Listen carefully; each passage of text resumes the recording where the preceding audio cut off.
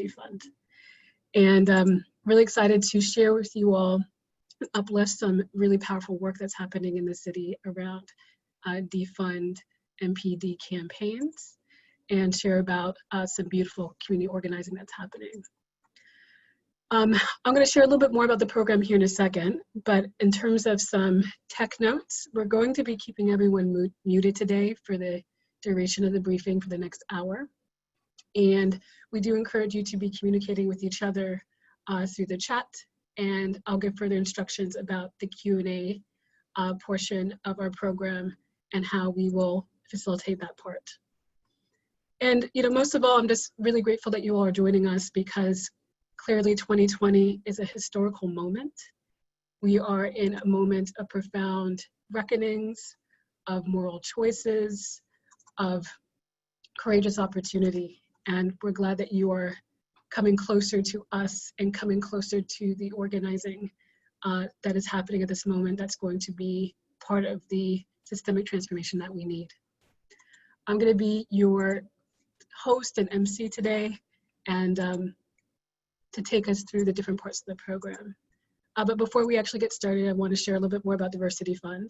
Some of you are dear friends of ours, so thank you for returning and being alongside us. Some of you are new, and we welcome you all to our community.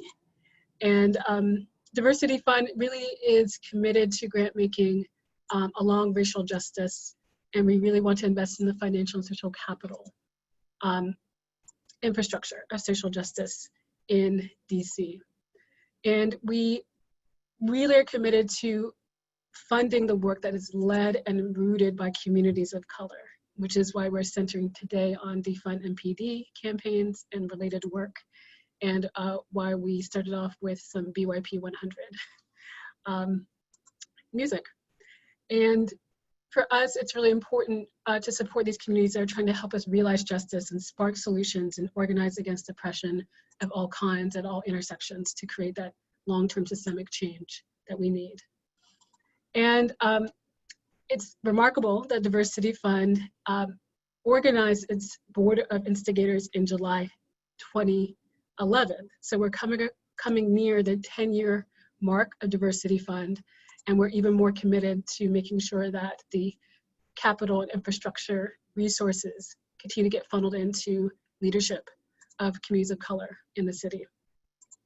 Today we have 3 featured speakers around Defund MPD campaign work that we are very, very proud as a fund to support, including Fair Budget Coalition, Black Swan Academy, and Black Youth Project 100, the DC Chapter. So we just really appreciate you all, and thank you for joining us today. And before we get started, I want to see if we have a special guest named Ronald. Is Ronald joining us? Hello.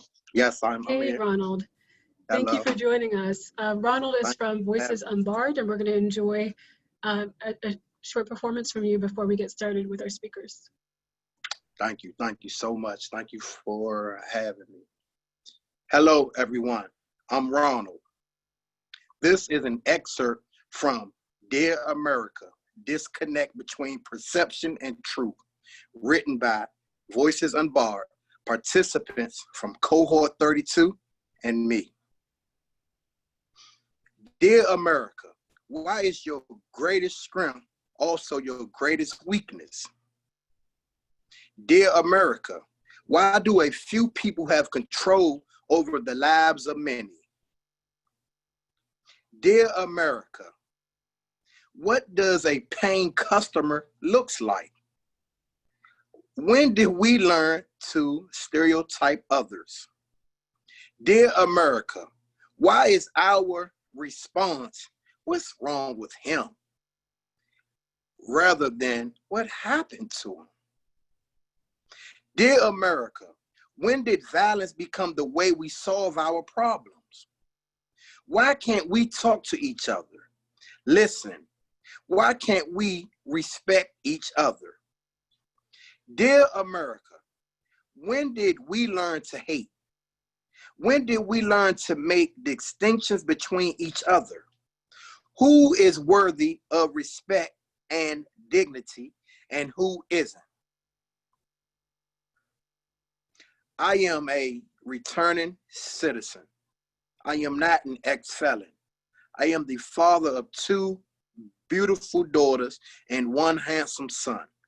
I am an imperfect soul that has made many mistakes and bad decisions, but I learned from that. And I want my story to be someone's life raft. I am a son. I am a brother. I am an uncle, father, coach, boyfriend, friend, executive director, and God-fearing man. I am a work in progress that came out of the fire, refined. I am your family. I am someone. I am a friend, a protector, a person who is not going back. I am a helping hand. I am a guide. I am courageous. I am strong. I am a warm smile. I am heartfelt laughter. I am whatever I make myself out to be. What are you? Thank you. Snaps. Appreciate you, Ronald. Thank you. Appreciate you. Thank you for outpouring those words and that wisdom with us. Setting off the tone.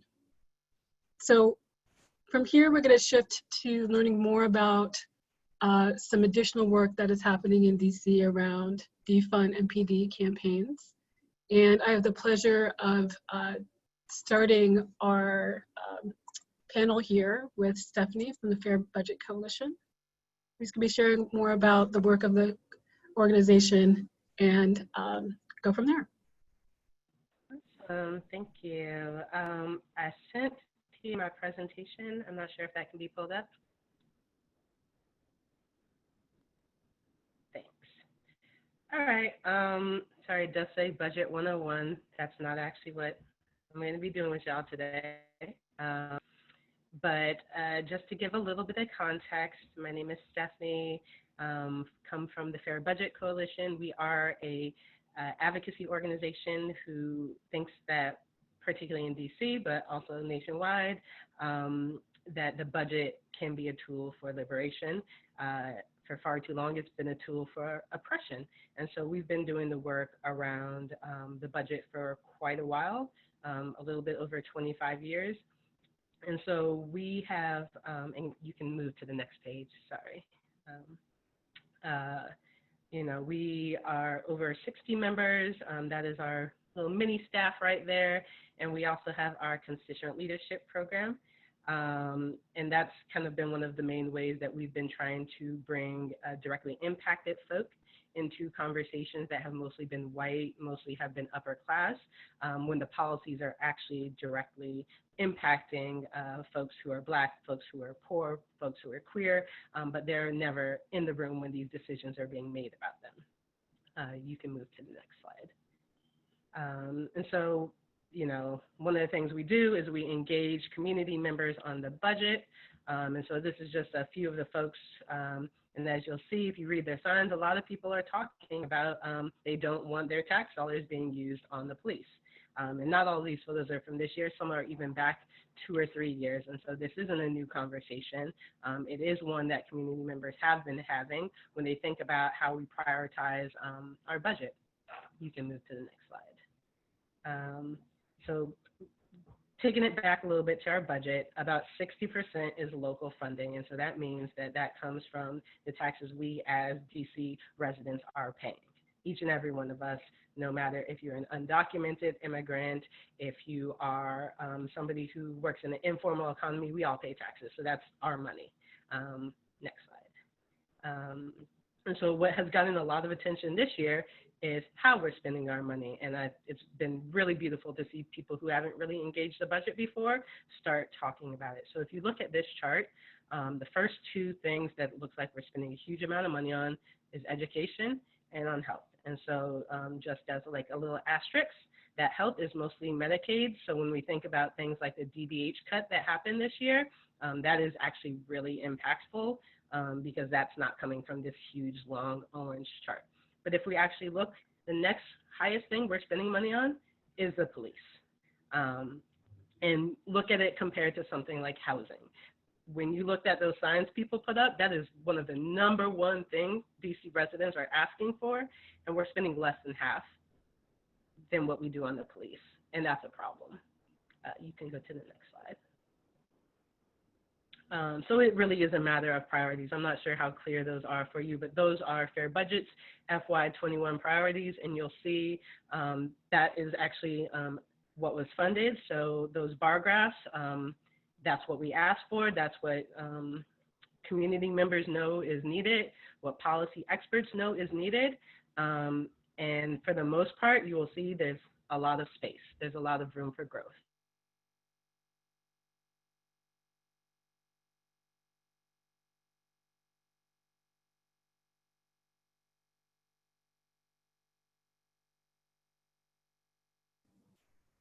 I'm checking in. I wonder if Stephanie's having some. So you cut out for just maybe 20 seconds, Stephanie. Do you mind starting again? Yeah. Sorry about that. Can you hear me now? Yes. Awesome. So this second page kind of shows how the council votes. So one of the things that Fair Budget has been highlighting, and a lot of other people have seen, is that, you know, particularly after these nationwide protests started happening, you started hearing all these statements of equity and inclusion and diversity and all of those sorts of things from council members.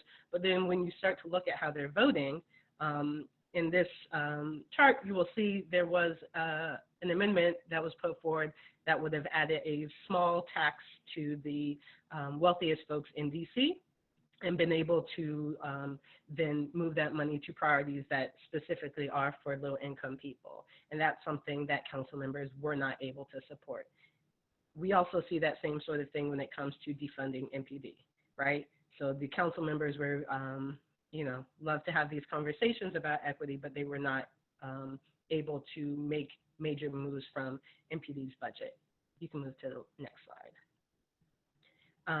So just to wrap it up, you know, this is both the work of defunding MPD, but also about where those funds are going. So we're not, the ask is not just about defunding, it's about actually reinvesting into the needs of the community. And so that's the work Fair Budget does.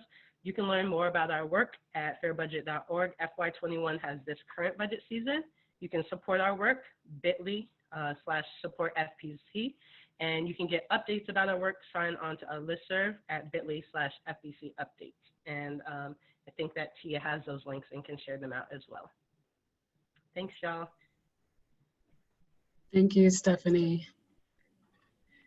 Appreciate the work and appreciate the ways that you all have been engaging folks over time. And now folks are even ready to go further into those conversations.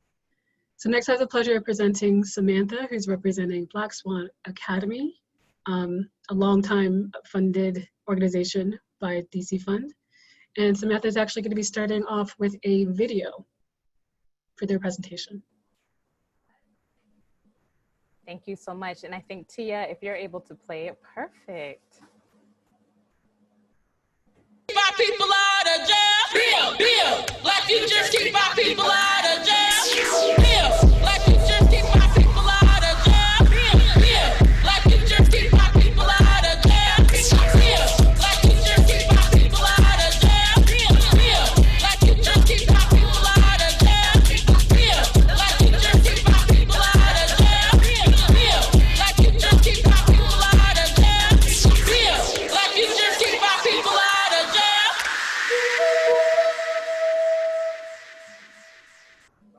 Thank you, Tia. Hello, everyone. I am Samantha Page Davis. I use she, they pronouns, and I am the executive director with Black Swan Academy. Shout out to Andre and BYP100 and all of the creatives that made that video possible, especially to our youth organizers. Black Swan Academy is a nonprofit organization. We've been around for about 6 years. now, have been supported by Diversity Fund for most of that time, and greatly appreciative of that.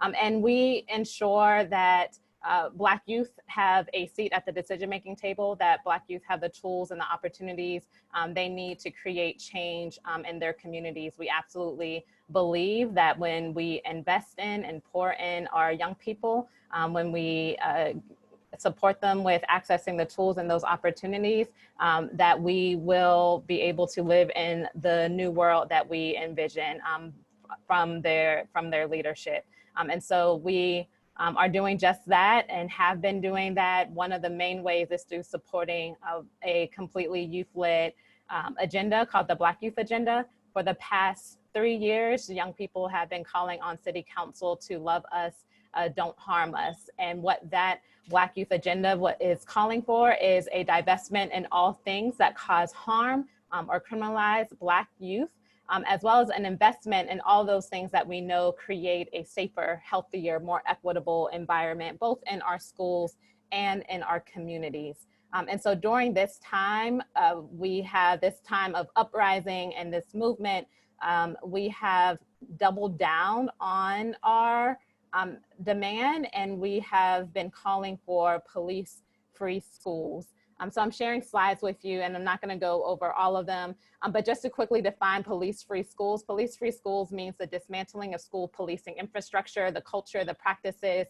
So moving, not just talking about the physical police presence in school, but the overall culture, and ending school militarization, surveillance, as well as, which I think is the most important part, is building a new liberatory education system. This is not just a call that has been happening for the past 3 years or for the past 3 months. This has been happening for decades, and youth of color across the country have been organizing, demanding the removal of police in schools in this new liberatory education environment. And so we're a part of this national movement, which Advancement Project has been supporting around.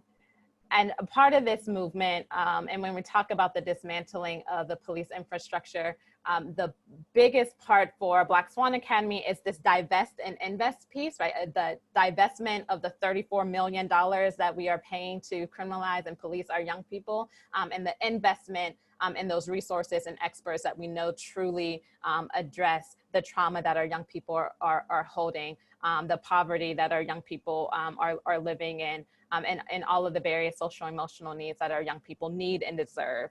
And so divest and invest is a part of a larger picture, which includes deprioritization, decriminalization, dismantling, demilitarization, and delegitimizing the narrative around the necessity of policing in our schools. We have been winning police-free schools all over the country. You see a list there, and I'm sure many of you all have heard about that. And then here in DC, what Black Swan Academy has been demanding is, again, that divestment from the School and Safety Division of the Metropolitan Police Department, as well as an investment in mental health supports, violence interruption, and social emotional support for our schools and our educators. The work of police-free schools has had some small wins, including the very small wins, including the transfer of the security contract from MPD to DCPS, where it rightfully belongs, as well as the State Board of Education has recently passed the police-free schools resolution, calling for the mayor, the deputy mayor on education, to create a plan to completely remove police from schools and invest in the infrastructure necessary by school year 21, so this coming school year. And with that, I'm looking forward to being in more conversation with you all, but also encourage you all to lean into curiosity throughout this conversation, and be willing to be about visioning this new world with us. Thank you. Thank you so much, Samantha. And I'm glad to share our last speaker before we open up the Q&A, Chantrice from Black Youth Project 100 DC Chapter. Hi, everyone. My name is Chantrice Barnes, and I go by she, they pronouns. And as was said, I am an organizer with BYP100, the DC chapter. And I will be talking a little bit today about our Defund MPD campaign, which we've been doing for the bulk of the summer. If you want to go to the next slide. So to tell you a little bit more about us, we were founded in 2013, and we are a member-based organization of Black youth activists creating justice and freedom for all Black people. The DC chapter specifically organizes around policies that will make Black DC residents safe through various campaigns and direct action. Next slide, please. So I'm gonna go through a little bit of the facts about MPD, and we'll just go through these quickly. So DC has a huge police presence. There are over 30 independent law enforcement agencies that operate in the city. So this means that for every 722 police officers for each, there are 722 police officers for each 100,000 resident. And this means that MPD alone has approximately 3,800 officers. Next slide, please. MPD routinely harasses Black residents. A 2020 analysis of data on MPD stops by the ACLU DC reveals enormous disparities in police harassment by MPD.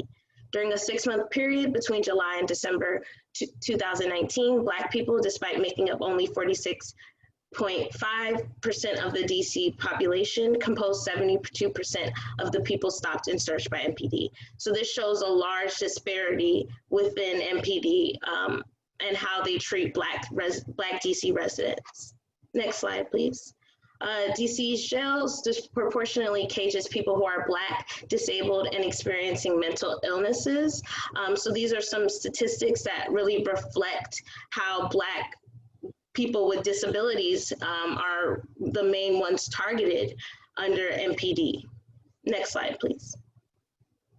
And so this is kind of gives a little bit of background of how the movement to defund MPD kind of begin. So earlier this summer, in response to protests against police violence in DC and across the nation, DC Council passed the Comprehensive Policing and Justice Reform Emergency Amendment Act of 2020. This reform bill does not make any meaningful progress towards ending the harassment that was described in those previous slides, and kind of continues this assault and detainment and criminalization of Black people. Next slide, please. And so we have 3 demands. The first demand is to defund the MPD's budget. Reform, as we have seen in the past, does not change officer behavior, and we want to end violence against Black communities and Black DC residents. Next slide, please. Our second demand is to remove police from DC schools, and this is where a lot of our work crosses over with the Black Swan Academy, as we also believe that having police in schools does not make students safer, and in fact, it cycles Black and brown students in this kind of school to prison pipeline system. And finally, we want to invest in the community. We want to divert financial resources from police and maintain sustainable long-term solutions that prevent and address harm. And we believe that the carceral system keeps us in a perpetual state of harm and does not solve it. And we want to look into different ways of healing our communities and working together and keeping each other safe. Next slide, please. So where we are now is that the DC Council has voted to allocate $568 million to the MPD budget, preserving a $15 million increase for MPD and a $5 million increase for a new jail to cage and abuse people.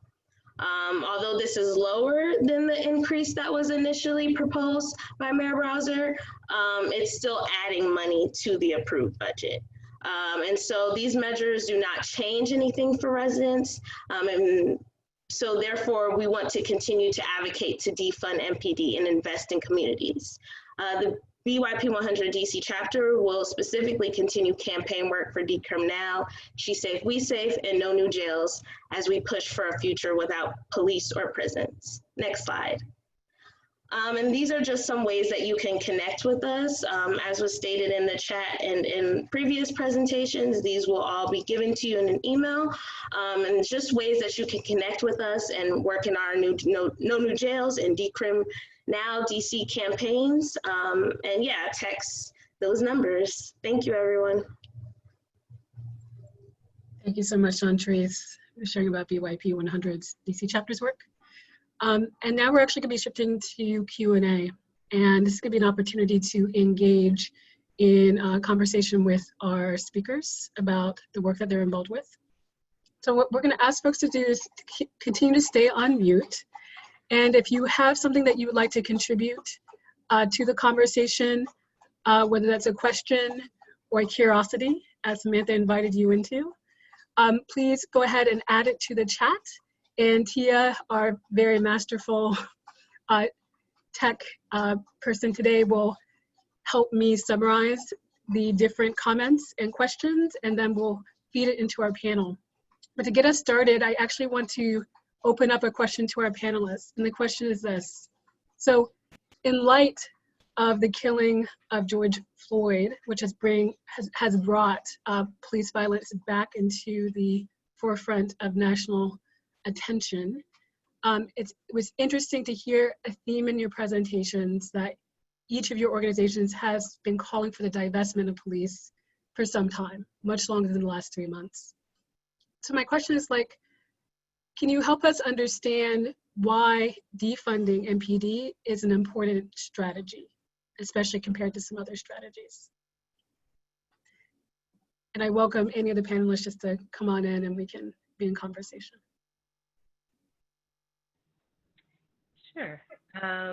For fair budget specifically, I would say that it's a really important strategy for us in terms of, one, looking at the way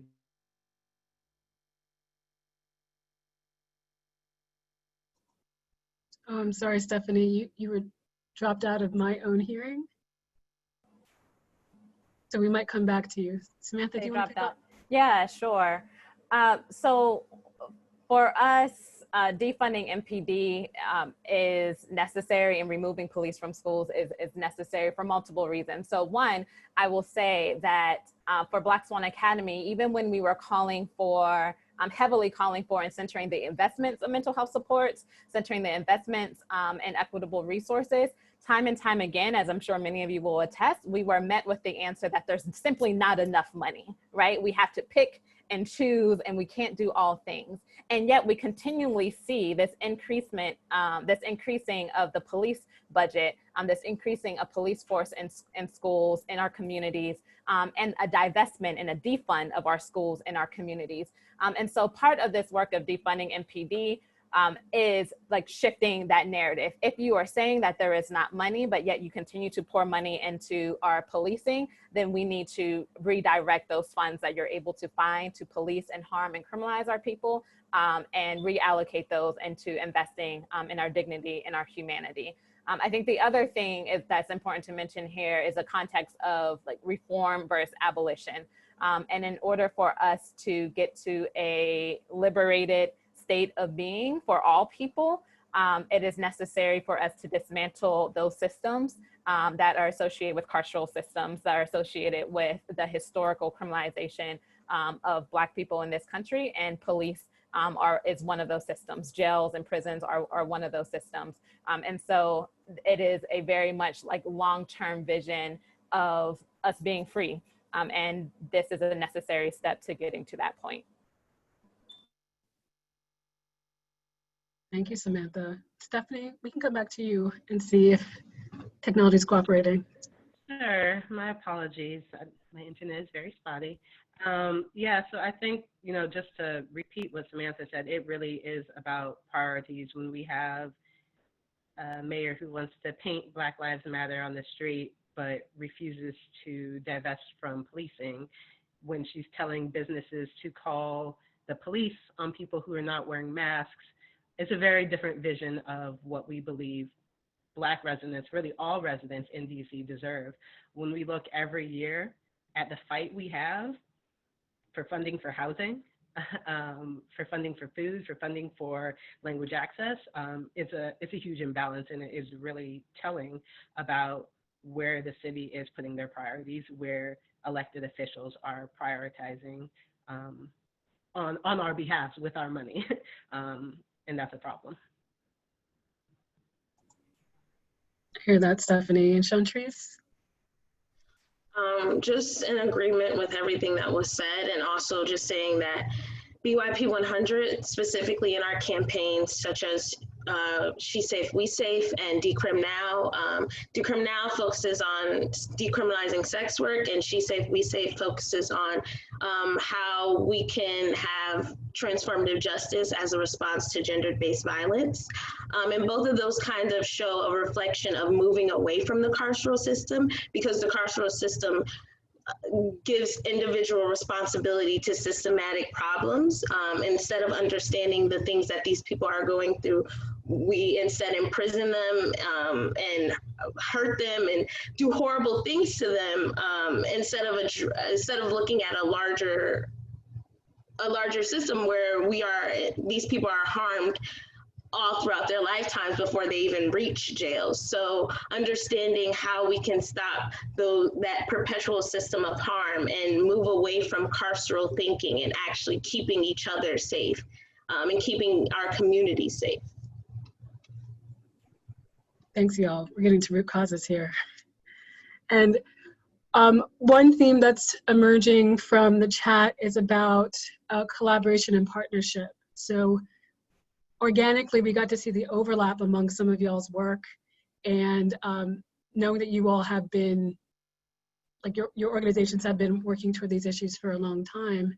So I'd like to hear more about how important collaborations, coalition building, partnerships have been.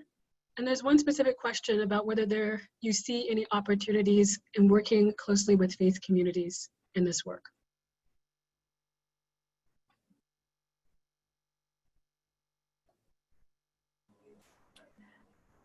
So coalition building and collaboration, I think, is essential to movement work.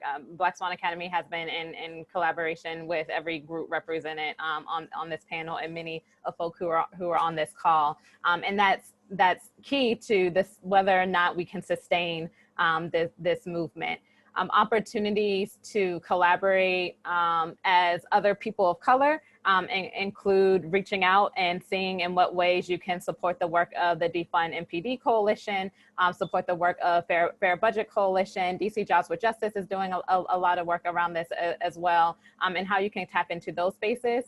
From a faith-based perspective, there have been ongoing collaborations with faith-based communities. Pastor Delante, who has been leading much of the work in collaboration with Sequinley and Natasha around peace walks, has also convened faith-based organizations to call for, on some levels, the defunding of MPD as well. And so this work, again, this is movement work. And so this isn't held by one person, one organization. It truly relies on each and every one of us playing our role.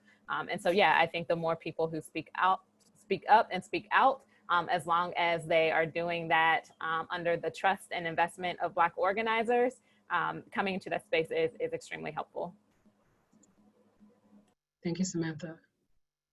Stephanie, Chantrice, any additional thoughts? Absolutely. Oh no, Stephanie, I think you're freezing up again. One of the things that we were talking about as we were doing just like a huddle for this briefing was just, even by the different wards, we can identify the different kind of access and internet reliability, which just reminds us it's like all the ways we're trying to adapt, right, in these times and the disparities that still exist. But Stephanie, I think we can hear you now. Sorry.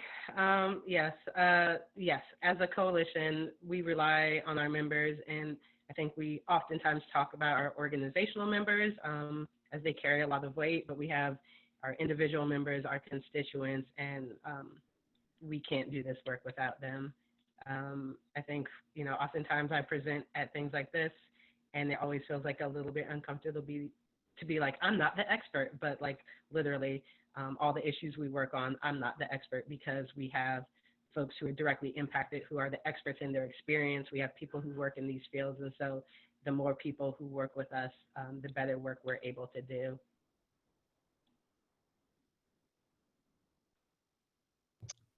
We at BYP100 welcome all, as long as all are welcoming. We do not discriminate. And along those lines, another question that's been coming up here in the chat is about the role of funders and those with resources to move. So what do you need from funders, especially ones who are committed to Black liberation or can become committed to Black liberation? What do you actually need for those resources and resourcing to continue to do your work?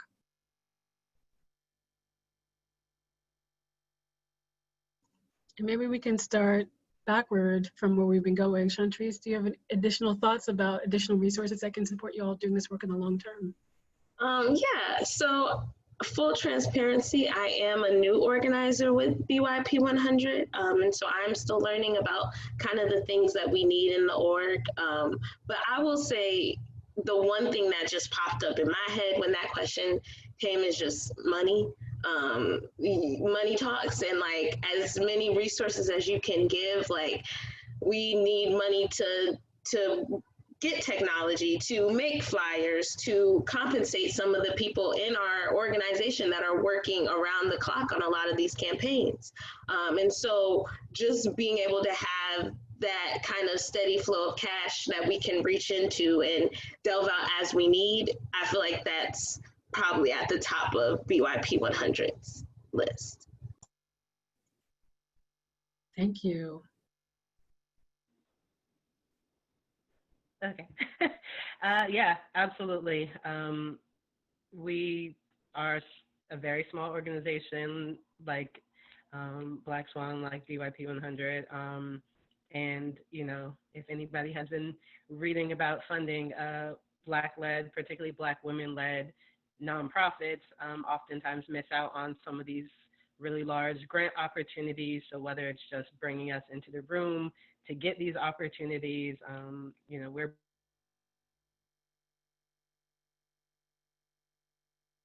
Stephanie was on a roll and then we lost you. Maybe we can go to you, Sam, and then come back. Sure. So echoing what my comrades have already said, for Black Swan Academy, we believe in paying our young people. And so a huge way in which those what those dollars look like are stipends for youth leaders, transportation, food, supplies, everything that is needed. In that video you saw, renting of school buses, getting art materials, all of those things cost money, posters, signs, all of those things cost money.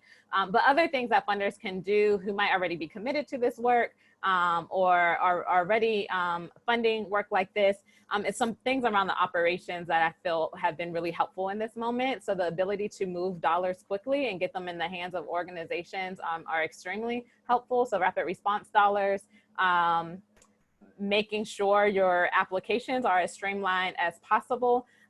Most people who are organizing are doing it with extremely limited capacity. And so finding an hour or 2 hours or 20 hours to sit down to write a grant application, I think is more difficult than some people might imagine. And so to the extent that you can streamline your application processes, streamline the time it takes or shorten the time it takes to get funds, all of those things are helpful. Throwing, or not saying throwing, but investing dollars into us because you believe in our work, and not because there was this extremely competitive process that we had to wait months to get.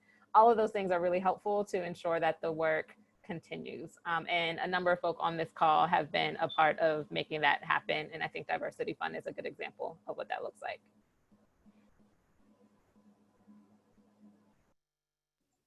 Definitely, I'll invite you to finish where you started, and then we're gonna have one more question before we close out this part. I'm gonna turn off my video because I recognize that sometimes helps. So apologies for that. Yeah, agreement with Chantrice and Samantha. And definitely like huge props to Diverse City Fund, who I think was one of, they've supported Fair Budget for a while, and we're one of the first to really put out some of the rapid response funding with, you know, I think they allowed us to do a video application, which was like much easier for us than having to do this, you know, 15-page application. So things like that on the funding side are extremely helpful. I think even just transparency with us about kind of what you're trying to fund, what you're looking to fund, what the process is going to be. And I think Diversity Fund has done amazing with that and looking for others to follow their lead. Thank you, Stephanie. We have one last closing out question for this section before we go to the remaining part of the program. And it's a question that was actually raised by Rhonda. So each of your organizations are Black liberation organizations that do visionary work and have a particular critique about how to keep communities safe and how to actually like allow communities of color, especially Black communities, to thrive. So sometimes that can appear to be in tension with some other people's perspectives about how to keep communities safe, including the idea of, quote, Black on Black crime.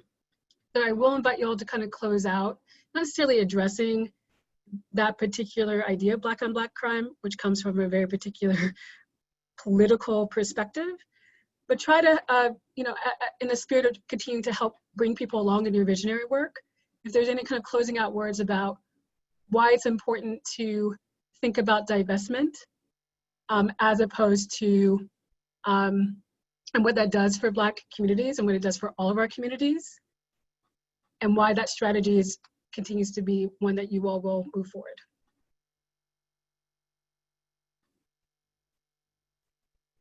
Whomever is feeling moved to kind of close out is a big question. I can start, and I'm trying to figure out like how do I answer this as concisely as possible. So great question, something that we get often. So the points that we often make is understanding that police, when we say police don't keep us safe, not only for many of us is that true, but it's literally like when we look at their job description, police officers' jobs are simply not to keep us safe.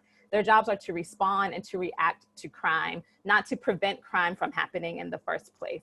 And so what our argument is that we deserve, our Black communities deserve to have the investments that stop violence from happening in the first place, that de-escalate conflict so that it doesn't get to the point of needing police in the first place. When we know that the majority of crimes, according to MPD, over 50% of crimes are due to people who are mentally unstable or have trauma responses, and then the other half of the crimes are often due to close interpersonal relationships, and that police literally out of their mouths say that they do not have the tools to address that type of crime. If that is how we describe crime, then us saying police don't keep us safe means that the divestment of policing and the investment in the things that do keep us safe, that do address the root cause, is necessary to our safety.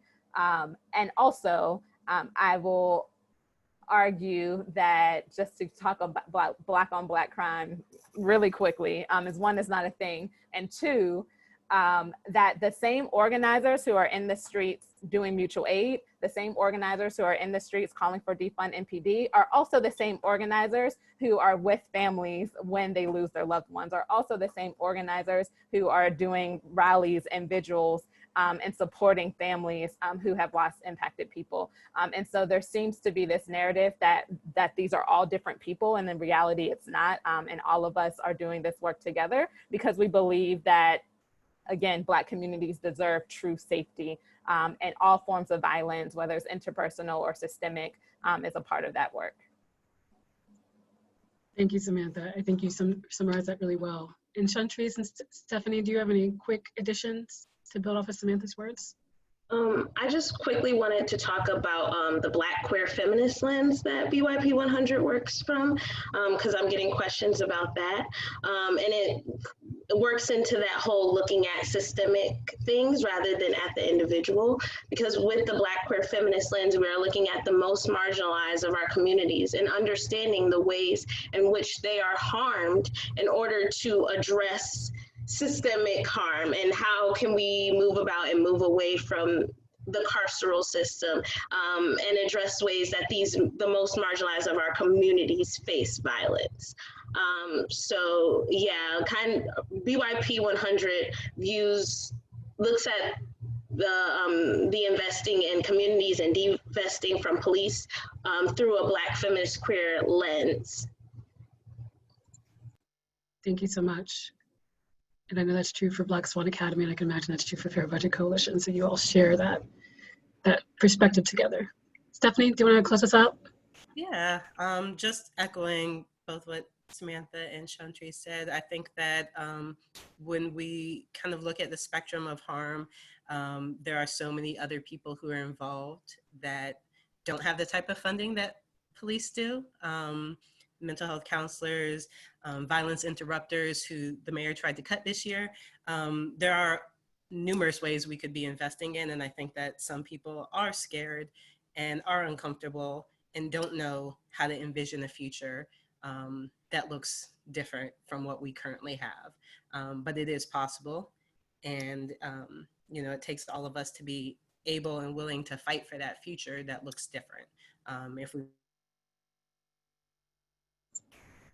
Oh, I think we lost you again, Stephanie, but I think you said a word, which is like help invest in this visionary work that actually has been living out the futures already, right? And gives Black communities and other communities futures to look forward to. With that, we're going to be approaching the end of our program, and I want to invite Jordan, a fellow Board of Instigator, to share a message on behalf of Diversity Fund.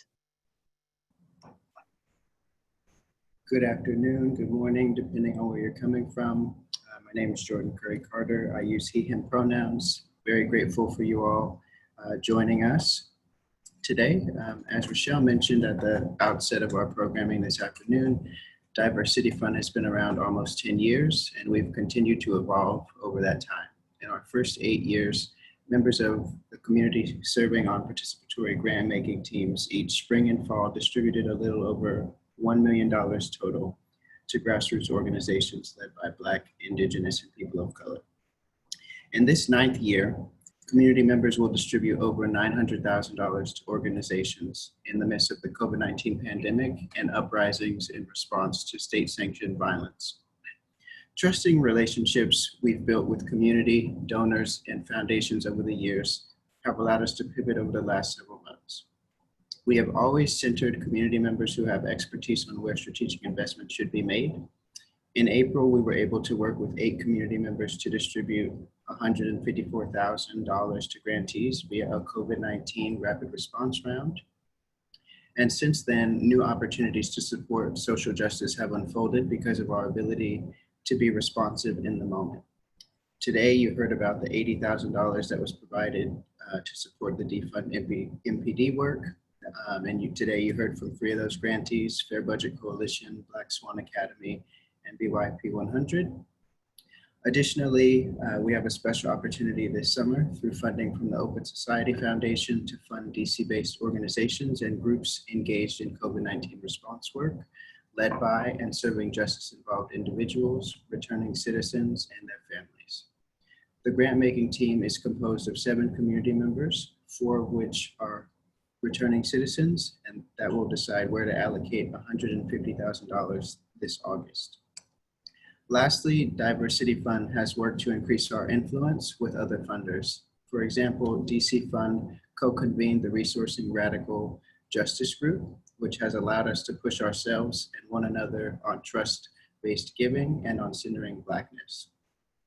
Whether you are a new donor or a longtime supporter, you have helped not only move money, but also transform our grassroots organization into a platform to influence philanthropic change. Diversity Fund is being asked by much larger foundations to help them do the kind of grant making we do.